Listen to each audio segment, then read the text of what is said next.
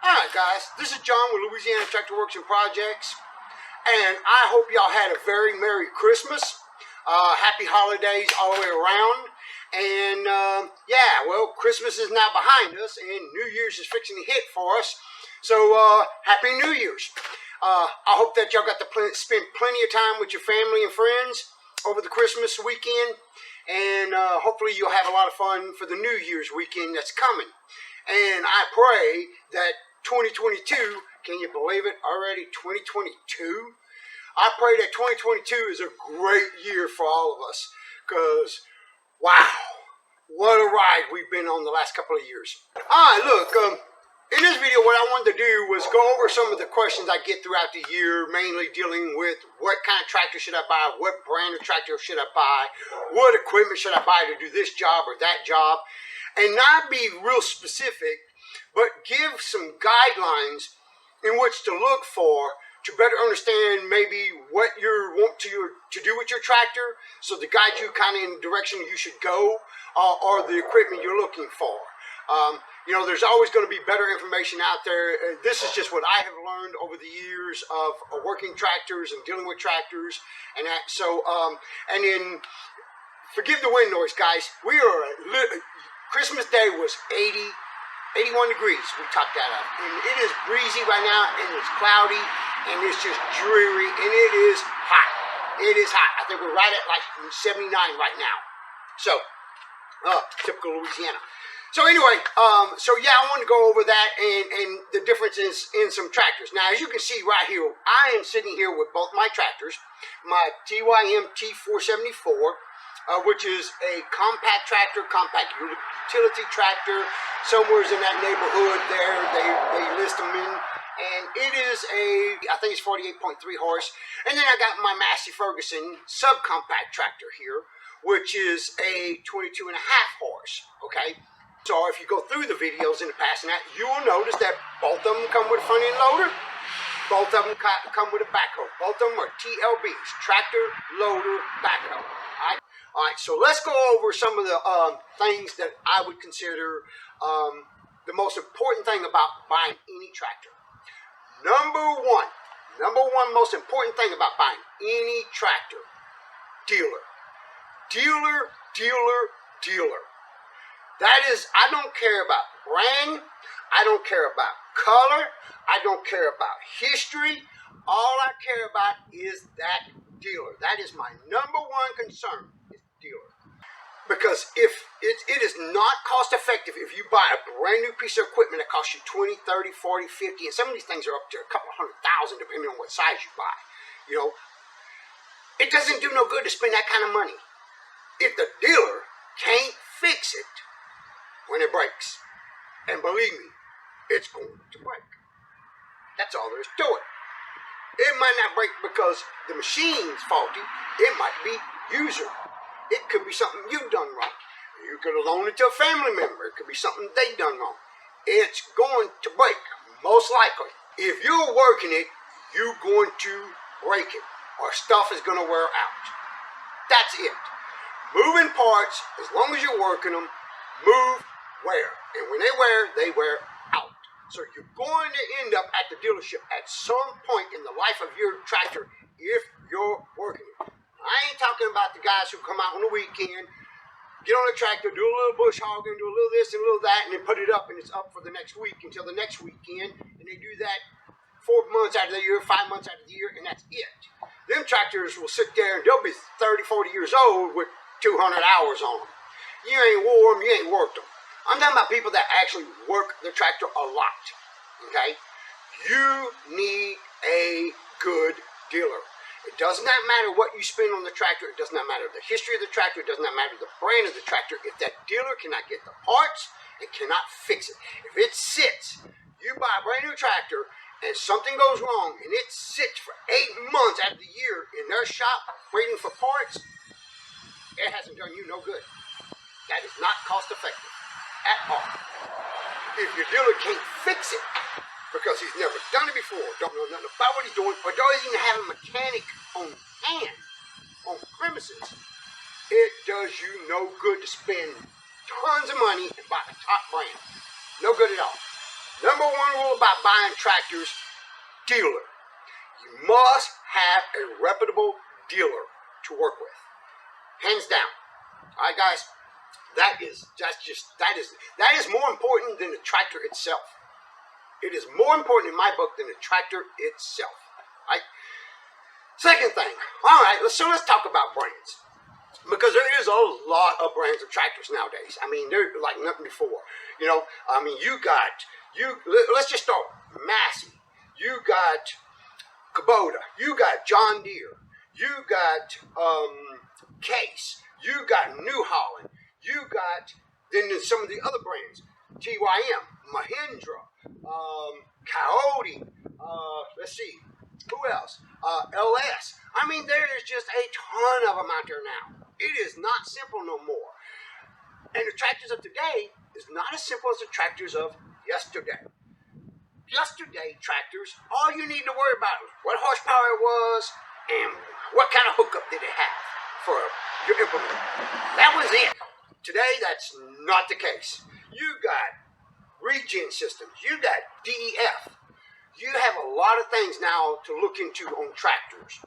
You know, so and there's a wide variety of stuff that comes standard on one, but are optional on another for more money. Or this one has got this setup versus this setup, which might be more user friendly, depending on what you do. So there is a wide open field nowadays of tractors and what you can do and what you're looking for. So with that being said, I don't care what brand of tractor you get. I don't care. I like tractors. I am not a brand guy, okay? And the reason I am not, because I have bought many things over the years, vehicles, tools, you name it. And a company will pull out one that is just top of the line, and the next one right behind that is total junk. It happens. That's called manufacturing. It happens. So I don't stick with brand. What I stick with is cost effectiveness.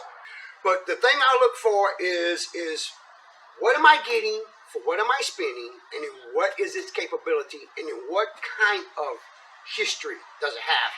As far as I can research, look up reviews and that, and see. Is it always breaking down? Do they have a lot of problems with it? Is the transmissions on them an issue? You know, things like this. Because after warranty is out, this is the things you need to really worry about, because this is what's going to be coming out of your pocketbook. So you need to look into that and make sure that they don't have a history of one particular model have a history of transmission failures or pump failures or something like that. Because look, when you manufacture stuff goes wrong. So it happens even to the best brands. So you want to take a look at that. You want to try to see, you know, what kind of complaints are out there on it now. Now, what size tractor? So another question I get: what size tractor should I get? You know, where's to do my job? All right, that is a huge open-end question, because it really depends on what you're doing. Now, most people, especially first-time tractor buyers, will buy a tractor for the initial job they're looking at. They just bought some land, they want to clear it, and they want to do it themselves, because the contractor to come out there and clear it, and that's going to charge them more than if they buy the tractor and do it themselves. It's actually cheaper, and they get to keep the tractor. That was my reason, okay? My reason for buying one was to literally, the contractor was going to charge me more than I paid for the tractor, and then when I'm done clearing, I still got the tractor. So I come up, cost effectiveness, I gain. So that's it. But you want to look further than that, okay? Because really what you want to do is you want to see what you need done today and what you might do with it tomorrow. Because once you're done with that initial job or that initial project, the reasoning you're looking into it is over, is it just going to sit in the barn? You know, what are you going to do with it tomorrow? And then depending on what you're going to do with it tomorrow is what you really want to look for in size and options. Because it's just not the job today that you need the size and options for, but it's the job tomorrow you might need the size and options for. I'll give you an example. When I first bought my Massey, now when I got on the internet, well, I'll say a couple of years after, Massey was selling four versions. They had the 1705, which was just the 22 and a half with the front end loader. They had the 1710, which is this one, which is the 22 and a half front end loader with backhoe. The 1715, which was the 25 horse with just front end loader, and the 1720, which was the 25 horse with front end loader and backhoe. I cannot tell you how many people, after they see what I was doing with the backhoe, picking up stumps and all that, commented and sent me messages. Man, I bought the 1705 or I bought the 1715, and I sure wish I'd have bought the 1710 or the 1720 with the backhoe, because I got stumps out the butt. I could have cleared that myself, dug it, or digging ditches, or I'm running drain lines, or I'm running conduit, and I could have done all that myself. And then there's the flip side. I've had also people comment, look, I bought the one, the TLB and that, and I used my backhoe one time and took it off, and I never used it again. You see? So you really want to look at what you're going to be doing today, and you want to try to imagine what you can and might be doing with it tomorrow. When I first bought my Massey, it was strictly for home use. Since then, now I have a landscaping company. And video show this Massey has become invaluable on the job, especially with the backhoe. So I'm glad I got it with the backhoe, because I run drainage, or root ripper, trenching bucket, stuff like that. You can't put on a front end loader, So it's coming very, very handy. Now, with that being said, let's talk about subcompact tractors as a whole. Okay, so subcompact tractors are excellent tractors. They can get into very, very small areas and do a tremendous amount of work. So any gate that is roughly, I think, 50 inches or maybe even a little less than that, I can get into with this thing. I don't have to pull fence down to get in the yard. Any area, sometimes it's just so close, maybe the shop and the house and that, you can't take down the house and you can't take down the barn. But you're not going to get this in there. It's too big. It's too wide to do any work. But this one will. It will get into some small places, and it is tremendously strong, and you can do a tremendous amount of work with it in very, very small areas. So if you have acre, 2 acres, 3 acres, 4 acres, 5 acres, you might want to look into this, depending on what you're doing. All right? With that being said, let's talk about it as a tractor. 3-point. All right? So these subcompacts come with 3 points. I can get a 4-foot tiller for this thing, or a 4-foot bush hog. I can get a small plow. I can get a land rake. I can get a land plane. I can get a lot of any 3-point equipment. Basically, that is, this tractor's rated to use. Will work fine. But it is light. It is small. And if I'm cutting 10 acres of grass with a bush hog, I don't want to be doing it with a 4-foot bush hog.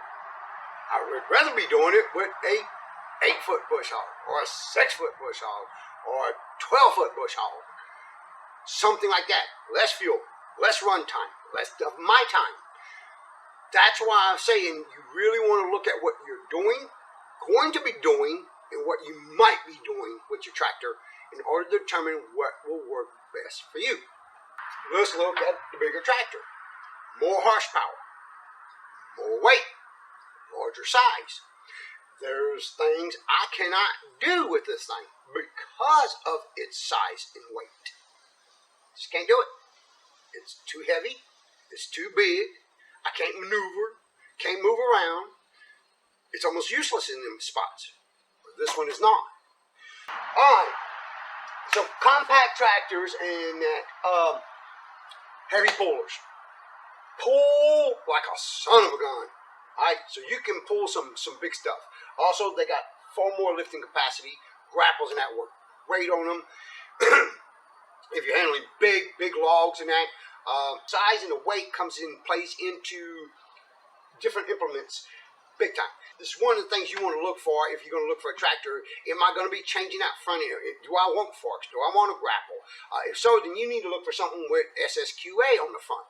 Third function control is nice for grapple use and different things. Snow blowers that you can attach for the front. Make sure the tractor is set up for it, or that adding it is not going to be an arm and a leg down the road. Some brands, it's more expensive than others. So let's talk about some implements. All right, so I love implements. It's kind of like having a sandbox with no toys. It ain't much fun. But when you got a sandbox and you got a bunch of toys to play in the sandbox, it's much funner. Same thing with your tractor. When you got a tractor, that's one thing. But when you got 3-point implements, grapples, forklifts, tillers, bush hog, oh my God, so much more fun. All right, so implements. All right. So I get a lot of questions, and I just got one a while back. He's asking that he's regrading his land, and he was on the fence between a tooth bar and a tiller. All right, so when it comes to implements, I'm going to say it like I told him. That's a hard one. And the best opinion for the tool is the person that knows the conditions in which they are working. So it really depends on the working conditions in which you're trying to achieve your task and what tool you want to do it. And the best person that knows that is the person that is there. That's the best person that knows that. So do your homework, do your research, and look to see. Ask questions, definitely. Right quick, I want to hit on, small tractors versus bigger tractors. Look. You don't know, you don't want to know. If you never own a tractor, you don't want to know what it costs for all the fluid change, the 50-hour service on this tractor compared to this tractor. Don't want to know. And this is not even a hydrostat. This is a gear transmission. This is a shovel ship. You don't want to know how much I spend in hydraulic fluids for this thing. All right? The bigger they are, the more expensive they get. Hands down. So that's a factor. You want to put that in there. The TYM is 6 years or 3,000 hour warranty. That's a long time. And Yanmar, they're running 10-year warranties on their tractors. That means you have to follow their specifications until that warranty's over, or they'll void your warranty. And you don't want to void your warranty. At all costs, you want to do whatever they tell you to do to keep that warranty intact. So when something does go wrong, if it ever does, they're bound by contract to fix it with no cost to you. So whatever oils they tell you must use, that's what you need to use. Or you got to be able to prove, because it's going to come out. Promise you. If there's ever a motor failure or a transmission failure or a pump failure, they're going to have that dealer pull samples, and they're going to ship it off, and they're going to see if it's what they specified or better. And if it's not, it's on you. More times than not, they're not going to warrant you. It's on you. So that stuff gets expensive, and for that long a time, you have to keep using whatever they tell you to use. That's all there is to it. You don't want to void your warranty. So, you got to look at that too. Yes, longer warranties are great because that means more time for something to fail is going to be covered most likely. But at the same time, you must meet all their maintenance schedule and all their recommendations of the products to use, no matter how much it costs. Period. Or you void your warranty. So just keep that in mind as a cost too, is the upkeep of these things. Tires. A lot of people don't realize how expensive tractor tires are. They're expensive. And if you get cheap tractor tires, you're getting cheap tractor tires. It's going to cost you one way or the other. Cheap is never cheap. Cheap just costs you further down the road. That's all. It's not just the expense of the tractor itself. It's the maintenance cost on the tractor for how many years of the warranty, what's their maintenance schedule like, the cost of tires, all this stuff, cost of implements for it versus a smaller one. And I know everybody would be like, man, I just want to go buy a tractor. And I wish it was that easy, but it's not. So you want to look at all these things. And again, more important than any brand and any price is the dealer, because he can cost you far more money than you expected to pay in the first place. Alright guys, so this is John with Louisiana Tractor Works and Projects, and I wish y'all all a happy new year. God bless, and may this year be great for all of us across the globe. Across the globe. We all need a break. It's been tough. So we will see y'all on the next one.